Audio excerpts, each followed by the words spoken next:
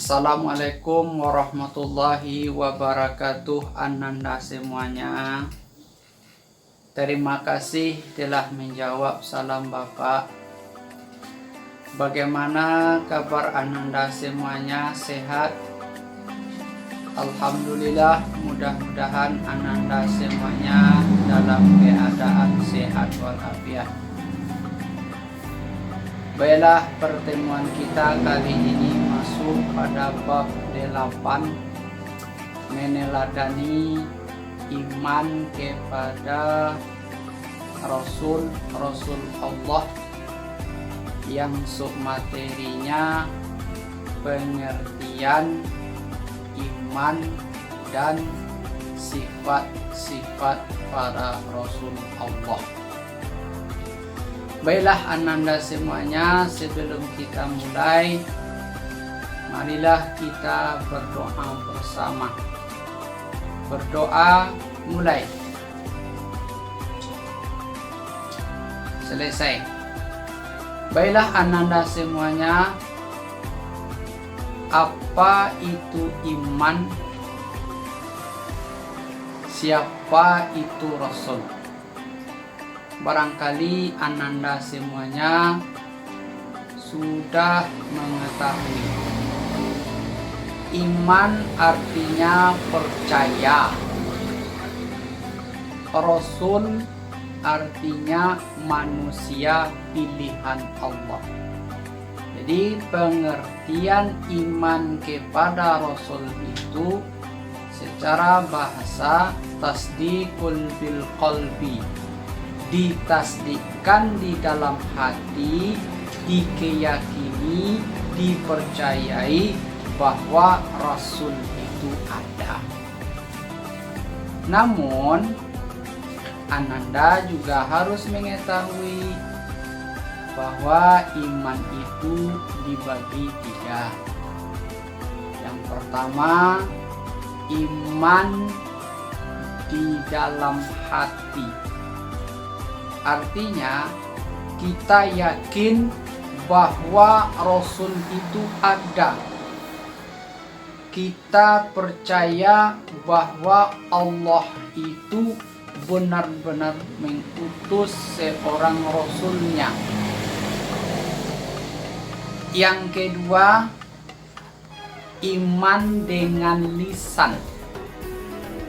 Artinya kita ucapkan dengan lisan bahwa Rasul itu ada.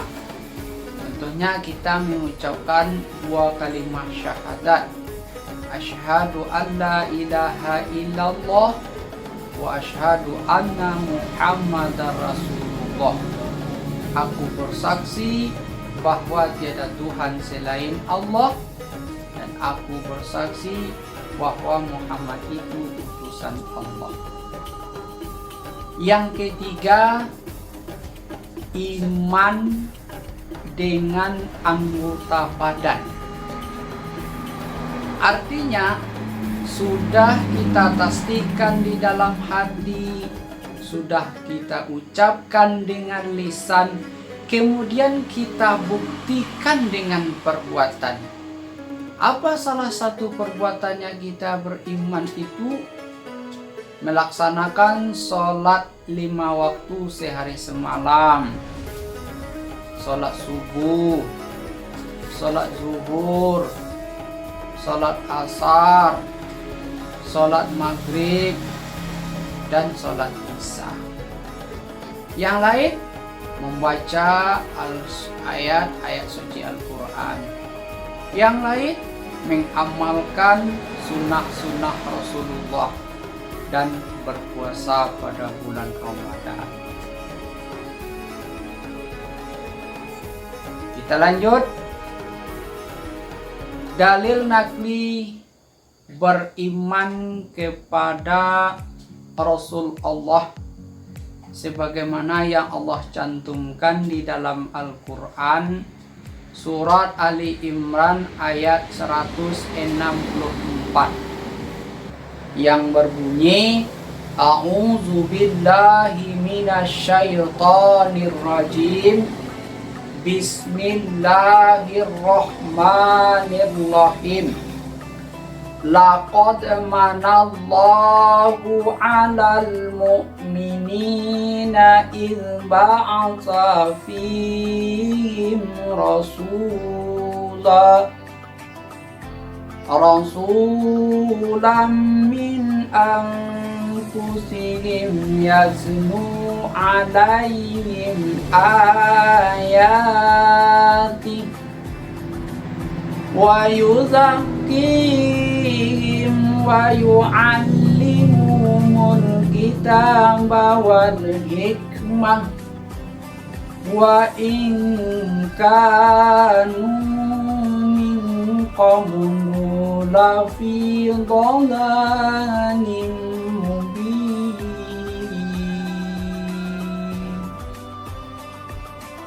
Sadaqallahul azim.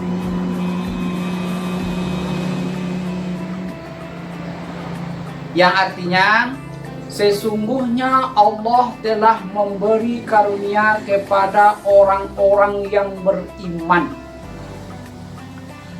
ketika Allah mengutus seorang Rasul, yaitu Muhammad, di tengah-tengah mereka dari kalangan mereka sendiri, yang membacakan kepada mereka ayat-ayatnya, mensucikan jiwa mereka, dan mengajarkan kepada mereka kitab-kitab Al-Quran, dan mengajarkan kepada mereka hikmah-hikmah dan sunnah, meskipun sebelumnya mereka berada dalam kesesatan yang nyata. Nah, dari surat Ali Imran ayat 164, sebagai dalil beriman kepada Rasul, di sana juga terdapat tugas pada Rasul. Apa itu? Yang pertama, di sana tercantum tugas Rasul itu adalah pembawa ajaran tauhid. Artinya, dalam keadaan mereka yang sesat semuanya, dilahirkan Nabi Muhammad di sana, kemudian Nabi Muhammad pula yang mengajarkan ayat kepada mereka. Artinya apa? Nabi Muhammad sudah menyampaikan kepada mereka bahwa kita ini telah berada dalam kesesatan. Yang benarnya adalah Allah. Nabi mulai mengajarkan kepada mereka tauhid itu artinya mengesahkan Allah, sehingga Nabi itu mengajak mengesahkan Allah. Secara tidak berlangsung berkuranglah dari kemaksiatan, kemelencengan dari orang-orang yang telah tersesat itu. Yang kedua, Nabi itu pembawa ajaran Islam, syariat. Artinya apa? Setelah Nabi mengajarkan mentauhidkan Allah, mengesahkan Allah, Nabi itu mengajarkan yang pertama sekali, setiap perbuatan dimulai dengan bismillah. Nabi berangsur-angsur mengajarkan untuk melaksanakan sholat 5 waktu sehari semalam. Secara berangsur-angsur Nabi itu membawa umat yang tersesat itu untuk meninggalkan yang dibenci Allah, meninggalkan yang dilarang Allah, dan mengajak kepada yang benar. Yang ketiga, tugas para rasul itu adalah memberi kabar berita yang baik.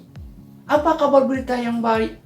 Bahwasanya Nabi itu menyampaikan bagi orang yang mau beriman kepada Allah, percaya kepada Allah, percaya kepada Rasul, dia nanti akan bahagia, baik di dunia maupun di akhirat nanti. Kita akan ditempatkan di surga Allah. Yang keempatnya, Nabi itu juga memberi kabar peringatan. Artinya apa? bagi orang yang tidak mau menyembah Allah, bagi mereka yang tidak mau mengesahkan Allah, bagi mereka yang tidak mau meninggalkan perbuatan-perbuatan yang telah jauh dari ajaran agama Allah, kelak nanti dia akan mendapatkan siksaan di dunia maupun di akhirat. Nanti dia akan dimasukkan ke nerakanya Allah. Neraka Allah itu asapnya amat pedih, minta ampun pedihnya. Kemudian kita lanjut kepada sifat pada Rasul Allah. Sifat yang pertama wajib bagi Nabi dan Rasul Allah. Yang pertama adalah syidik, artinya benar dan mustahil seorang Nabi itu kizib, artinya pendusta. Jadi apa yang disampaikan oleh Nabi itu kepada umatnya semuanya benar. Yang kedua, amanah. Artinya Nabi itu dapat dipercaya. Kalau kita melihat kepada sejarah Nabi itu, mulai dia kecil, dia sudah dapat dipercaya. Sudah nampak kejujurannya. Tidak pernah Nabi itu dusta. Tidak pernah Nabi itu bohong. Dia selalu dapat dipercaya, mulai dari dia sejak kecil sampai besar dia diangkat menjadi Nabi dan Rasul. Yang ketiga, tabligh, artinya menyampaikan. Nabi itu menyampaikan kepada umat semuanya, tidak pilih kasih, tidak pilih pandang. Seluruh umat Nabi selalu menyampaikan ajaran Islam. Jadi Nabi itu dulunya tidak pandang-pandang loh. Kamainya sampean ajaran Islam, kamainya tidak sampean tidak. Seluruhnya Nabi itu sampaikan. Perintah yang diterima oleh Nabi dari Allah, seluruhnya Nabi sampaikan untuk umat. Dan mustahil seorang Nabi itu khidman. Yang keempat, fatonah. Artinya Nabi itu orangnya cerdas, orangnya pintar, orangnya pandai. Dan mustahillah seorang Nabi itu bodoh. Kalau seandainya Nabi itu bodoh, apa jadinya kita? Jadi karena Nabi kita itu orangnya cerdas, karena Nabi kita itu orangnya pintar, sehingga kita juga cerdas, juga pintar.